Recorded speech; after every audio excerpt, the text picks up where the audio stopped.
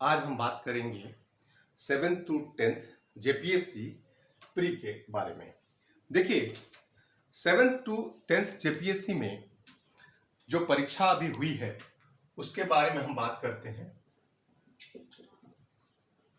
JPSC PT 7th to 10th JPSC का PT कितना जाएगा, क्या संभावित होंगे कट ऑफ, इसके बारे में हम लोग बात करेंगे। सबसे पहले बात करते हैं 7th to 10th JPSC PT में लगभग 3.69 लाख कैंडिडेट अप्लाई किए और टोटल 1100 सेंटर झारखंड में बने।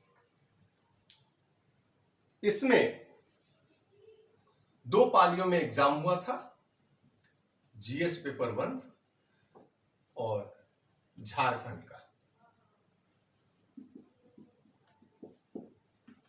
पेपर 2।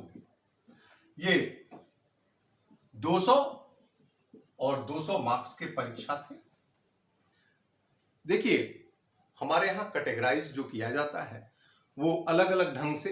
पिछले जेपीएससी इसमें कई हम पैमाना लेंगे। सबसे पहला पैमाना हम लेंगे कि इतने लोग अप्लाई किए हैं और इतने सेंटर हैं और नंबर ऑफ सीट 250 के आसपास है। उस हिसाब से क्या स्ट्रेटेजी रहेगी इस सीट के लेकर और कितना कट ऑफ जाएगा, इसके बारे में हम बात करते हैं। तो बात करते हैं सबसे पहले अनरिजर्व के लिए। इसमें एक चीज मैं बताना चाहूंगा कि सेक्शनल कट ऑफ 40% होना अनिवार्य है। दोनों पेपर 1 इंडिविजुअली अलग अलग, पेपर 1 एंड 2 में।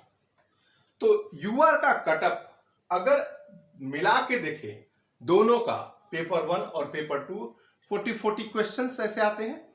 तो हम लोग मिनिमम क्वालिफिकेशन पर बात नहीं करेंगे, हम लोग कट ऑफ की बात करेंगे कि कितना कट ऑफ रहेगा।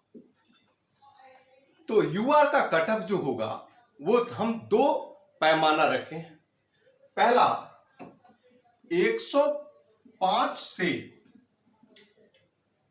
120 क्वेश्चन के बीच ये प्रश्न है, यानी 110 से 120, यानी 220 से 240।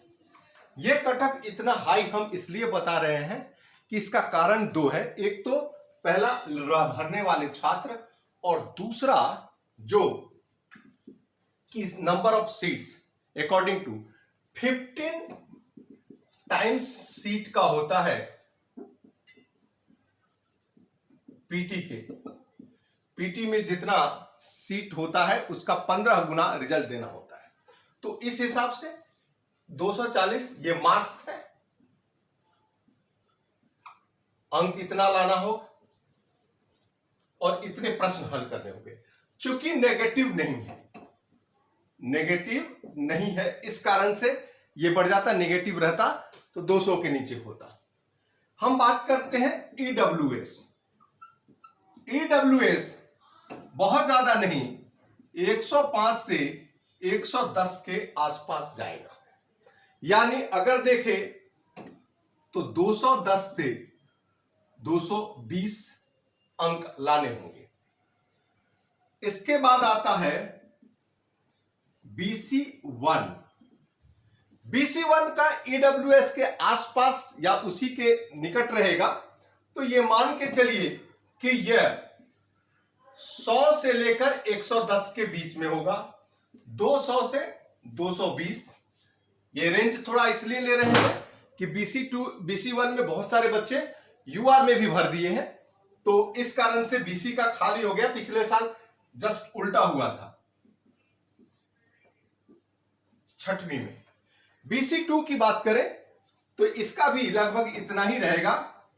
यह 100 से लेकर 108 तक रहेगा, यानी 200 से 216।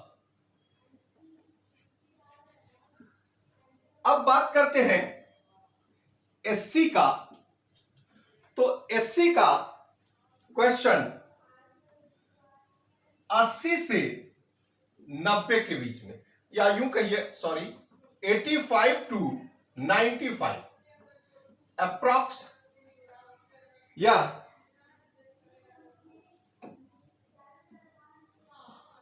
170 टू 190 के बीच रहने वाला है। अब हम एसटी की बात करें तो एसटी थोड़ा सा इससे नीचे जाएगा, 84 टू 90 के आसपास रहेगा।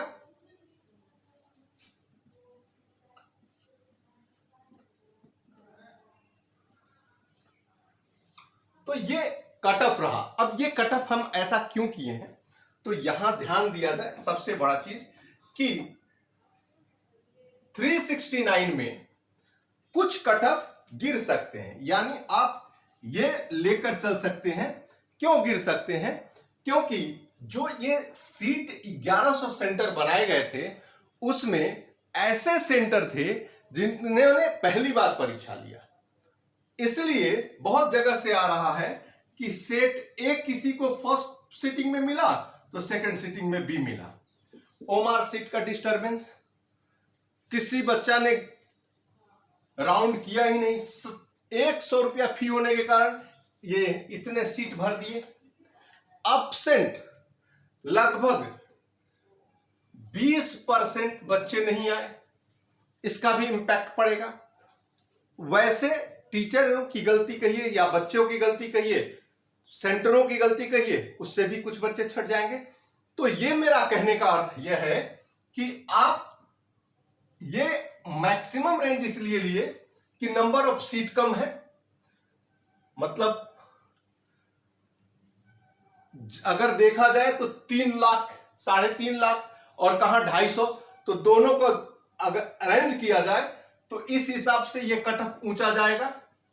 लेकिन बच्चे एग्जाम नहीं दिए थे, क्वेश्चन मॉडरेट, बहुत हार्ड नहीं था, बहुत आसान नहीं था, लेकिन पिछले साल की तुलना, पिछले 6वीं जेपीएससी की तुलना में थोड़ा हार्ड था, इसलिए कट ऑफ भाग सकता है। तो ये फर्स्ट पेपर और सेकंड पेपर दोनों प्रश्न पत्र को मिलाकर अगर देखा जाए तो ये जिनके सही होते हैं वो तैयारी में लग जाए और बहुत जल्दी एग्जाम होगा। और आगे हम इसी पे जारी करेंगे कि कौन कौन सा बुक पढ़े। जो लोगों का यहां से ऊपर है, यानी मेरा ये वाला आंकड़ा वो पहुंच जा रहे हैं, तो वो अभी से तैयारी करें अपने ग्रुप के अनुसार, क्योंकि ये जो आंकड़ा आ जा रहा है इसके बाद अगर वो लेट करते हैं तो वो मुश्किल में पड़ सकते हैं। नेक्स्ट वीडियो में हम आपको कौन सटीक बुक होगा और क्या कैसे पढ़ें ताकि तुरंत तैयार कर लें वो बताएंगे। Thank you.